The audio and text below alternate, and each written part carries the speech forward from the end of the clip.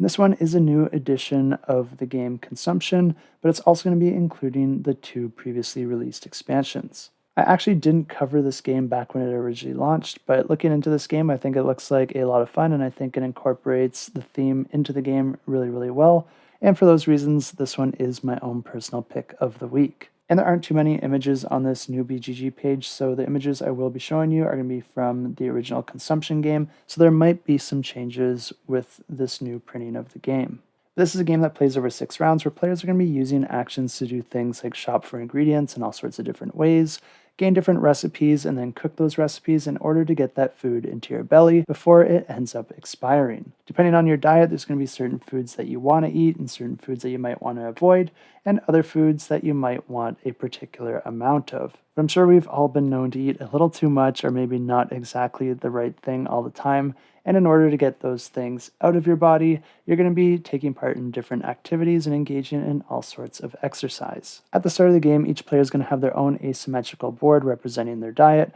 and this will outline the types of victory points that you can gain or lose depending on the type of diet that it is. For example, if you're a vegetarian, you don't want to be eating any meat, whereas if you are fasting, you don't really want to eat anything. Luckily, each of the players do also draw a specific food-related career card, which will grant you some sort of special ability that you can take advantage of throughout the game. But on a turn, you're going to be placing your workers out on the main board or areas on your own personal board in order to take the associated action. And one of the main actions is just to gain the different types of food and put them into your refrigerator. And there's different ways to get the food. You might want to buy food at the market, depending on what's available there, or you might want to get fast food, which allows you to get randomly drawn tokens, or even go to the farmer's market, which can have different options, but usually do also come with a special effect. Other actions can get you recipe cards and allow you to cook the food in order to get it out of your refrigerator and into your belly before that food goes bad. Because anytime that you gain an ingredient, it's going to be going on its associated location out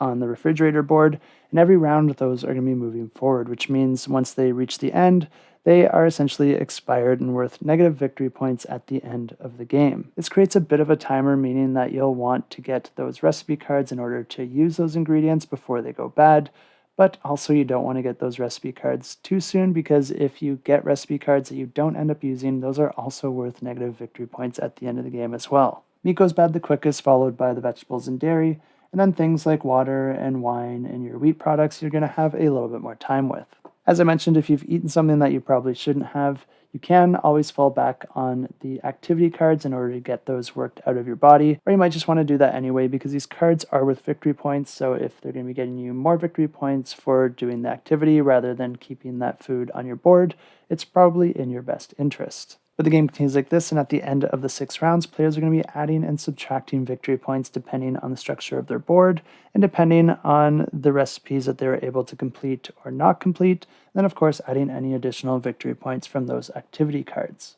I really like how everything that scores in this game is intertwined with each other in some sort of way, and if this one looks like a game that you might enjoy as well, definitely feel free to check it out, and I will have it linked down below.